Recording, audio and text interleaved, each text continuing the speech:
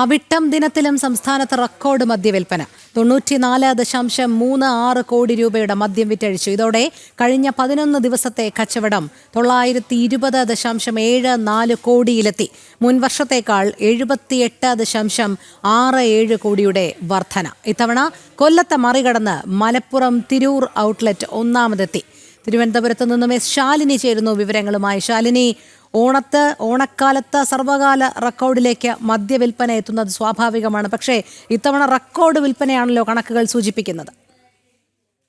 രോഹിണി, അത് തന്നെയാണ്. Record bonus നൽകിയതിന് പിന്നാലെ ഇപ്പോൾ ബെഫ്കോയുടെ ഭാഗത്തു നിന്ന് വരുന്ന ചില വാർത്തകൾ ഞെട്ടിപ്പിക്കുന്നതാണ്, അതിശയിപ്പിക്കുന്നതാണ്. ഈ ഓണക്കാലത്ത് മലയാളികൾ കുടിച്ചു തീർത്തത് അത്ര കോടി രൂപയുടെ മദ്യമാണ് എന്നുള്ളതാണ് ബെഫ്കോ ഇപ്പോൾ കണക്കുകൾ പുറത്തുവിട്ടിരിക്കുന്നത്. അവിട്ടം ദിനത്തിലും തിരുവോണ ദിനത്തിലുമൊക്കെ റെക്കോർഡ് മദ്യവിൽപ്പന സംസ്ഥാനത്ത് നടന്നിട്ടുണ്ട് എന്ന് ബെഫ്കോയുടെ കണക്കുകൾ സൂചിപ്പിക്കുകയാണ്. അവിട്ടം ദിനത്തിന് മാത്രം 94.36 കോടി രൂപയുടെ മദ്യമാണ് മലയാളികൾ കുടിച്ചു തീർത്തത്. ഒപ്പം തന്നെ ബെഫ്കോ വിൽപ്പന നടത്തിയത് എന്നുള്ളതാണ് കണക്കുകൾ സൂചിപ്പിക്കുന്നത്. കഴിഞ്ഞ വർഷം അത് 65.25 കോടി രൂപയുടെ മദ്യവിൽപ്പനയാണ് നടന്നതെന്നുള്ളതാണ് ബെഫ്കോ സൂചിപ്പിക്കുന്നത്. ഓണത്തിന് 11 ദിവസത്തെ കച്ചവടം പരിശോധിക്കുകയാണെങ്കിൽ 920.74 കോടി രൂപയുടെ വിൽപ്പന നടന്നതായും ബെഫ്കോ അറിയിക്കുന്നുണ്ട്. ബെഫ്കോയുടെ ഓണം മദ്യവിൽപ്പനയാണ് ഇത്തവണ സർവകാല റെക്കോർഡിലേക്ക് എത്തിയിട്ടുള്ളത്. മുൻ വർഷത്തേക്കാൾ 78.67 കോടി രൂപയുടെ വർധനവാണ് ഇക്കുറി ഉണ്ടായിട്ടുള്ളത്. ഒപ്പം തന്നെ എല്ലാ വർഷവും കൊല്ലം ജില്ലയാണ് മദ്യവിൽപ്പനയിൽ ഏറ്റവും കൂടുതൽ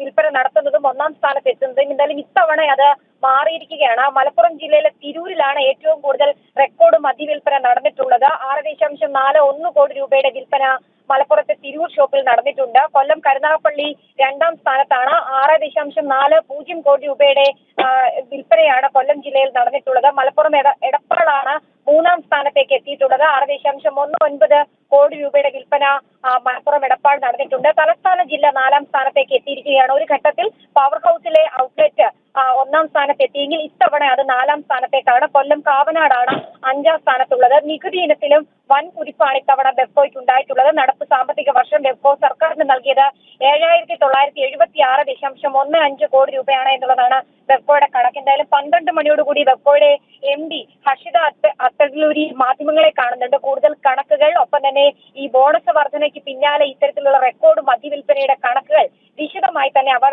വ്യക്തമാക്കുമെന്നുള്ളതാണ് നമ്മൾ മനസ്സിലാക്കുന്നത്. എന്തായാലും ഈ ഓണക്കാലത്തും മദ്യവിൽപ്പന സംസ്ഥാനത്ത് തകൃതിയായി നടന്നു. കൂടുതൽ മദ്യം കുടിച്ചും ഒപ്പം തന്നെ മദ്യവിൽപ്പന സർക്കാരിന് വലിയ രീതിയിലുള്ള നികുതി നേട്ടം ഉണ്ടാക്കിയിട്ടുണ്ട് എന്നുള്ളതാണ് ഈ കണക്കിൽ നിന്ന് നമുക്ക് മനസ്സിലാക്കാൻ സാധിക്കുന്നത്. എന്തായാലും ഔദ്യോഗികമായൊരു ഫൈനൽ കണക്ക് ഈ 11 ദിവസം അവിട്ടം ചതയം ഉൾപ്പെടെ മുഴുവൻ ദിവസത്തെയും കണക്ക് അല്പസമയത്തിനകം MD പുറത്തുവിടുകയും ചെയ്യും. രോഹിണി, ശരി, ശാലിനിയാണ് വിവരങ്ങൾ നൽകിയത്.